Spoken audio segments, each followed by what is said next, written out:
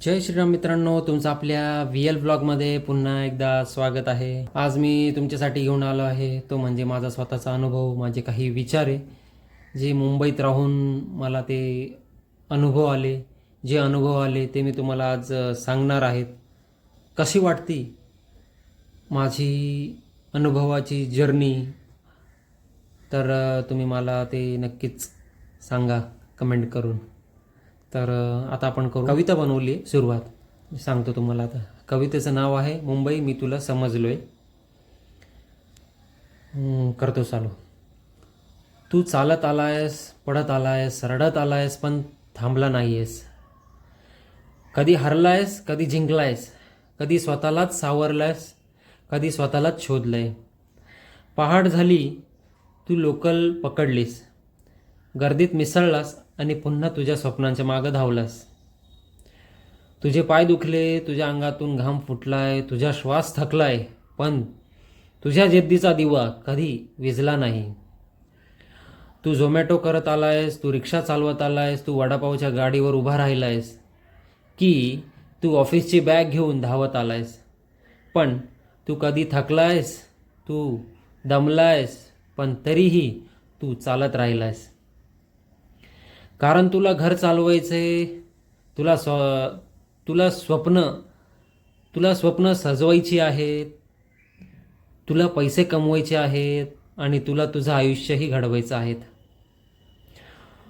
तू लोकलमधून पडलायस, तुला आयुष्यानेही पाडलंय, पण प्रत्येक वेळी तू स्वतःच उठलायस.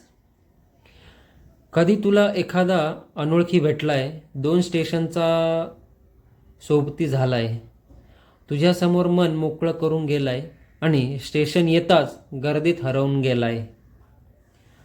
नाव नाही, गाव नाही, पुन्हा भेटल की नाही ठाव नाही, पण त्या अनोळखी माणसाने तुला एक गोष्ट शिकवून गेलाय. प्रत्येक चेहरा हसतोय, पण प्रत्येक मन काहीतरी सहन करतोय. मुंबईने तुला रडवलंय, मुंबईने तुला घडवलंय, कधी तुला पाडलंय, कधी तुला सावरलंय, कधी तुला थांबवलंय, कधी तुला धाववलंय, कधी तुला शांत केलंय, कधी तुला जिद्दीने लढवलंय. तुझा पैसा कमी पडला, तुझा वेळ कमी पडला, तुझी माणसंही कमी पडली, पण एक गोष्ट तू कधी कमी पडू नाही दिलीस, ती म्हणजे तुझी जिद्द. आज तू थकलायस, उद्या तू पुन्हा चालणार आहेस. आज तू पडलाय, उद्या तू पुन्हा उठणार आहेस. आज तू रडलाय, उद्या तू पुन्हा हसणार आहेस. कारण तुला माहिती आहे हा रस्ता सोपा नाही आहे, पण तुझी स्वप्नही छोटे नाही आहे. म्हणून तू चालत राहिलायस, तू लढत राहिलायस, तू पडत राहिलायस, तू उठत राहिलायस आणि एक दिवस तू जिंकून दाखवणारच. कारण ही मुंबई आहे.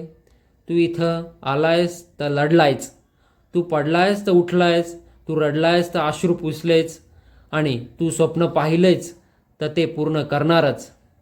कारण मुंबईने तुला खूप काही शिकवलंय. आणि थांबू नकोस, दमलायस तर बस, पण हार मानू नकोस. कारण तू चालत राहिलायस तर एक दिवस तू तुझ्या स्वप्नांपर्यंत पोहोचलायस. तू चालत आलायस, तू लढत आलायस आणि आता तू जिंकायला आलायस. ही मुंबई आहे मित्रा, ही मुंबई आहे भावा, आणि तू या मुंबईचा एक मुंबईकर आहेस. आय होप सो मित्रांनो, तुम्हाला माझा अनुभव कसा वाटला हे मला कमेंटमध्ये नक्की सांगा. आणि आपल्या चॅनलला सबस्क्राईब करायचं हे विसरू नका. तर भेटू आता आपण पुन्हा पुढच्या ब्लॉगमध्ये. तोपर्यंत जय श्रीराम, हर हर महादेव.